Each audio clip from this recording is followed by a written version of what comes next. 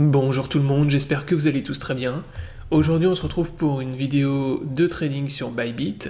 Donc je voulais vous partager un trade que j'ai pris vendredi, donc sur la plateforme Bybit, toujours en scalping sur le Bitcoin. Donc là vous aviez des trades, toujours des très bonnes opportunités depuis déjà maintenant plusieurs semaines. Toujours pas mal de volatilité sur le BTC. Là, on a break la trend que je vous avais donnée la dernière fois. Bon, vous voyez que derrière, ça s'est un peu effondré. Là, en ce moment, on reteste la ligne de tendance. Il y a eu 2 pullbacks dessus. Et pour l'instant, le Bitcoin semble être rejeté. Donc, il faudra surveiller ça de près sur Bitcoin. Il est possible que là, on ait touché un top et qu'on ait maintenant un retournement de la tendance. Donc ça, c'est pas l'objet de la vidéo. Donc moi, ce que je voulais, c'était vous montrer le trade sur Bybit. Alors là, vous aviez un trade qui était vraiment excellent. En fait, vous aviez un canal ici. Donc là, sur le BTC, les canaux, ça c'est des figures chartistes que je vous ai déjà montré plusieurs fois. Donc là, en fait, vous aviez également un gros support au niveau de cette zone en bleu qui correspondait en fait à l'ancienne résistance du triangle boule. Et ici, en fait, vous voyez que durant en fait la journée du 13 novembre, le Bitcoin est parti dans une tendance baissière. Donc durant toute la journée, du matin jusqu'au début de soirée, Bitcoin est parti dans une tendance bear à l'intérieur de ce canal. Ensuite, ce qui s'est passé, c'est qu'ici on a eu, une sorte de fausse cassure du pattern. Cassure, mais ensuite derrière il y a eu énormément de rachats au niveau du support. Donc ça c'est quelque chose que vous pouviez voir sur les volumes notamment. Donc là il y a eu beaucoup de volume acheteur au niveau, quand on est venu taper au niveau de ce rebond. On le voit un peu mieux sur le 3 minutes. Voilà, sur le 3 minutes, là vous le voyez, ici, à l'intérieur de cette bougie, on a eu vraiment une énorme bougie de volume d'achat dans cette zone. Et ensuite, on a eu derrière une candle verte, ce qu'on appelle une bougie d'avalement, qui est venue derrière dessiner un retournement de la tendance. Donc là, c'est à ce moment-là que moi, j'ai placé mon long sur le Bybit. Donc j'ai long à peu près dans cette zone-là. Dès que j'ai vu qu'en fait, la conso, là, voilà, ça avait été... En fait, les acheteurs avaient repris la main dans cette zone. Il y avait eu ravalement acheteur. Et derrière...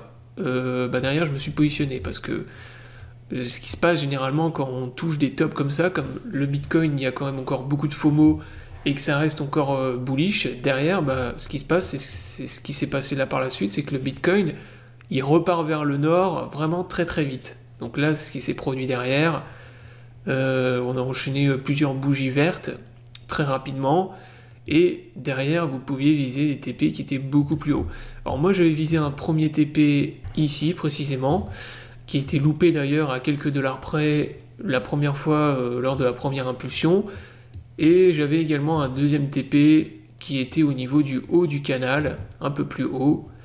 Donc cette fois-ci, j'ai pas mis tous mes TP sur une seule zone, mais j'ai réparti, comme là, voilà, il y avait de fortes probabilités que ça reparte dans une tendance bullish, ce qui s'est produit par la suite, eh bien j'avais mis 2 TP, c'était mieux et ça permettait de faire plus de gains, voilà, de mieux répartir ses profits. Alors là, comme vous pouvez le constater, ici on a eu un rejet, premier rejet dans cette zone. D'ailleurs ici moi j'avais loupé mon premier TP, comme je vous l'ai dit, à quelques dollars près, et ensuite vous voyez qu'on est reparti dans une tendance baissière, légèrement, pendant de 17h48 jusqu'à 18h30. Donc pendant, on va dire, 3 quarts d'heure, le Bitcoin est reparti légèrement vers la baisse. Alors pourquoi est-ce que moi j'ai pas remonté mon stop loss, j'ai rien bougé, en fait j'ai rien touché? Tout simplement parce que là la conso, vous pouvez voir ici, c'était une conso bull. En fait là on a dessiné un bull flag sur le 1 minute, donc qui était vraiment propre. Donc là moi j'étais pas du tout inquiété par ce retracement, ce qui est tout à fait normal parce que là quand on part dans des sortes de petites mini paraboles, on va dire, on va dire mini parabole bull, où ça rachète très vite, forcément derrière vous avez des phases de retracement.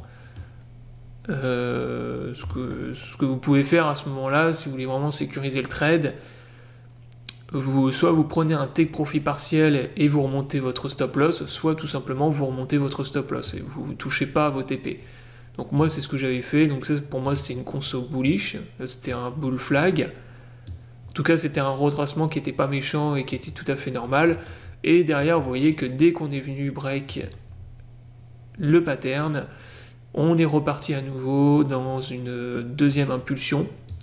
Alors aussi, ce qu'il faut savoir avec ce genre d'impulsion, quand on a des rebonds comme ça, acheteurs, et que ça rachète beaucoup, et qu'on a une impulsion comme ça, c'est que, en fait, c'est extrêmement rare que ça moon comme ça, qu'on ait vraiment un pump, un énorme pump comme ça, qu'on ait une consolidation, qu'on forme un range par exemple, ou un pattern, et que ensuite ça reparte dans l'autre sens. Alors ça arrive parfois, c'est pas impossible, c'est ce qu'on appelle des patterns de type BART, c'est-à-dire que des fois, si vous avez un énorme pump, on forme un range, ça consolide, et derrière, boum, ça repart dans l'autre sens.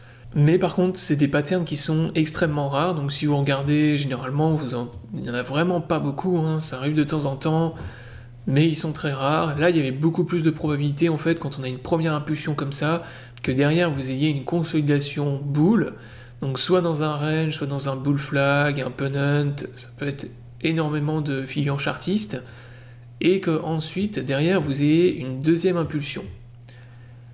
Donc ça, si vous faites un minimum de scalp comme moi depuis longtemps, vous avez l'habitude en fait de ce genre de choses. C'est des trucs maintenant en fait ça se répète tout le temps. Vous avez première impulsion, conso, et derrière boum, toujours très souvent, on va dire allez 9 fois sur 10, deuxième impulsion haussière. Donc là, c'est ce qui s'est produit derrière, et c'est là que j'ai mis tous mes TP, donc, qui ont été ensuite trigger derrière. Voilà, donc la vidéo est terminée, j'espère qu'elle vous aura plu.